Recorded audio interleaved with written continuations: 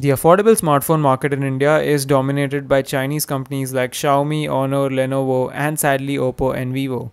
So when Smartron, an Indian company, announced the SRT phone, I was really interested to try it out. That, coupled with the fact that it is endorsed by Sachin Tendulkar, made the deal even sweeter.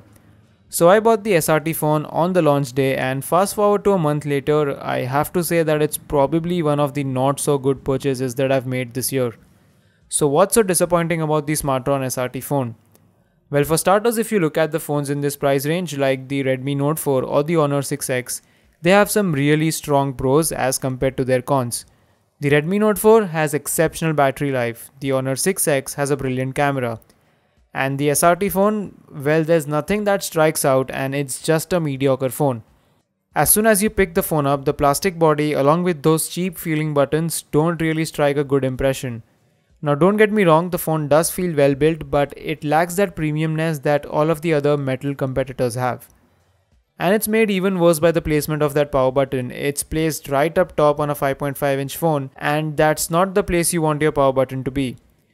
That brings us to the inside of this phone, where again the SRT phone doesn't do that well. It sounds exceptional on paper with the Snapdragon 652, 4GB of RAM, 1080p display, NFC and a 3000 mAh of battery. But start using this phone for real and it doesn't give you that good of an experience.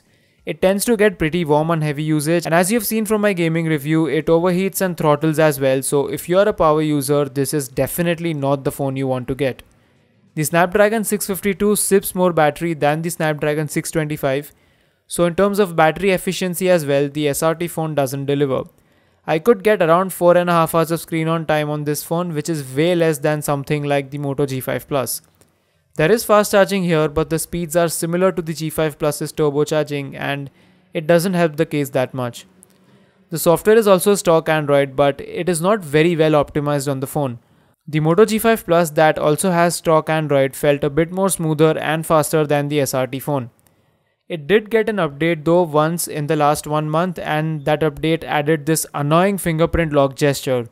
So essentially it will lock the phone when it detects a finger near the sensor, which honestly isn't that convenient because you'll end up resting your finger on the sensor and the phone just keeps locking itself off. So I ended up disabling it.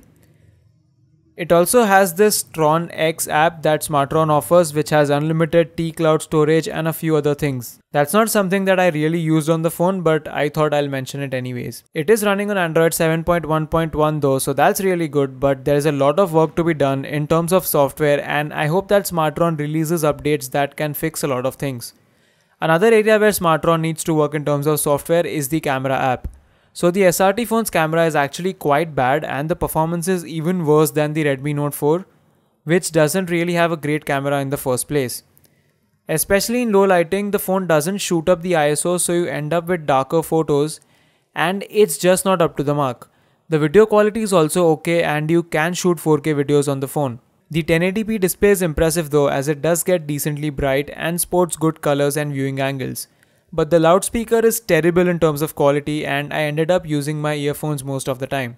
The network reception was good. This phone does support dual SIM cards, so you have 4G and VoLTE, but for some reason it supports micro SIM cards and not the nano SIM cards. Also, you don't get any sort of external storage on this phone, so you have to deal with the 32 or 64GB of built-in storage.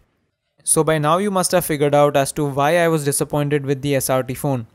The SRT phone doesn't bring up anything new to the table, and the mediocre camera, battery life and the performance of the phone doesn't help the case either. With phones getting better and better in this price bracket, it's really tough to recommend the Smartron SRT phone.